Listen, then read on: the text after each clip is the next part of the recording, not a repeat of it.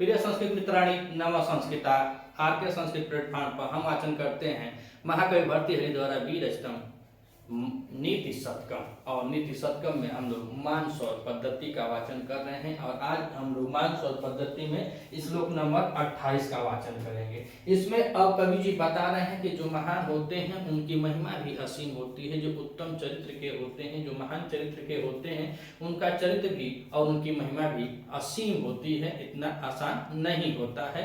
तो आइए हम वाचन करते हैं। यह हरड़ी छंद है और हरड़ी छंद में क्या बता रहे हैं तो कह रहे हैं बहति भुवन श्रेणीं शेष फला फलक स्थितां कमठपतिना मध्ये पृष्ठं सदा च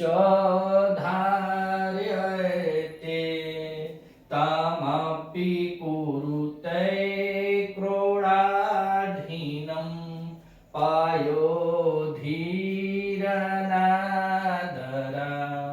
अह महताम निहसीमानस चरित्र विभूत्य।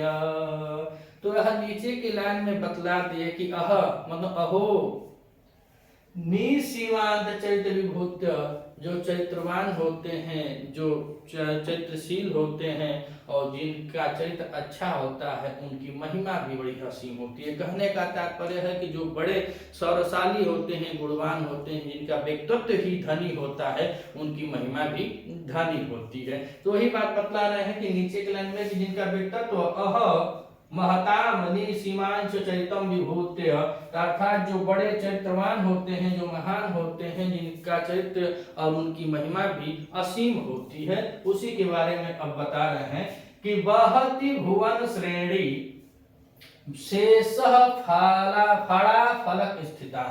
तब यहाँ पे हो जाएगा शेष, और शेष से यहाँ पे मतलब होता है भगवान शेषनाग। और हमारी भारतीय संस्कृति में यह माना जाता है जो हमारी पृथ्वी है वह भगवान शेषनाग के फन पर अड़ी है। तो उसी बात को यह बता रहे हैं, कह रहे हैं कि शेष फड़ा फलक स्थितां भुवन श्रेणी वहति, अर्थात भगवान शेषनाग अपने फड़ के फलक पर, और फड़ मतलब होता है फन, फन के फलक जो ऊपर का हिस्सा है, इसको बता रहे हैं जो शेषनाग है अपने फन के फलक पर जो छत रूपी ऊपर का जो भाग है उस पर कह रहे हैं कि भुवन श्रेणी, उस पर स्थित भुवन श्रेणी। भुवन श्रेणी अर्थात यह जो हमारी धरती है इसको बता रहे हैं कि यह भुवन श्रेणी जो हमारी धरती है, जो भुवनावली है, वहति माने होता है ढोना।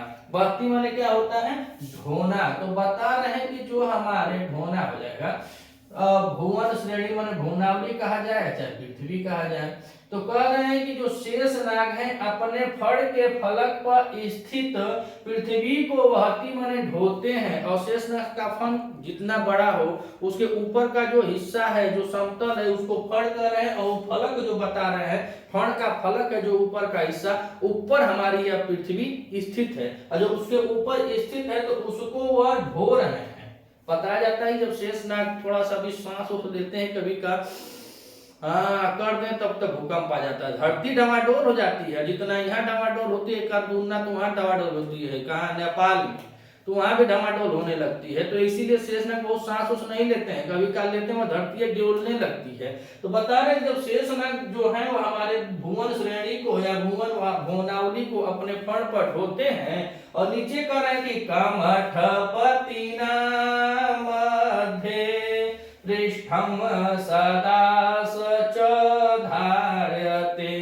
तो वह तो अपने फन पर ढोते हैं शेषनाग जी। तो शेषनाग को कौन आधार चाहिए, तो शेषनाग के आधार के लिए नीचे से कौन लगा हुआ है, तो कह रहे हैं कमठपतिना अर्थात कच्छप राज। यह माना जाता है कि शेषनाग पृथ्वी को अपने फन पर ढोते हैं, और शेषनाग पृथ्वी सहित जो कच्छप है, जो कछुआ राज कहा जाता है, जो कच्छप राज है, वह अपने कह रहे का मध्य पृष्ठम सदा अर्थात वह मध्य पृष्ठम अपने बीचों बीच पीठ पर शेषनाग और शेषनाग के ऊपर जो हमारी यह पृथ्वी है, उनके फर्न के ऊपर जो पृथ्वी है, उस पृथ्वी दोनों का बेस, दोनों का आधार कहाँ होता है? तो बता रहे कमठपतिना मध्य पृष्ठ सदा स्वधार्यते, अर्थात वह हमेशा हमेशा वह कच्छप राज, वह कछुआ बेचारे अपने पीठ पर दोनों का भार लिए रहते हैं या दोनों के भार को धारण करते हैं।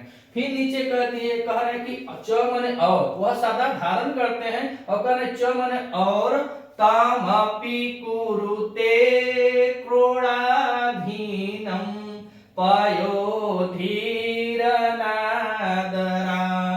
तम अपि उसके बाद भी, कह रहे हैं कि उसके बाद भी का पयोधि आदरा, जो प्रलय होता है, जो समुद्र रूपी जो प्रलय है, वह क्या करता है?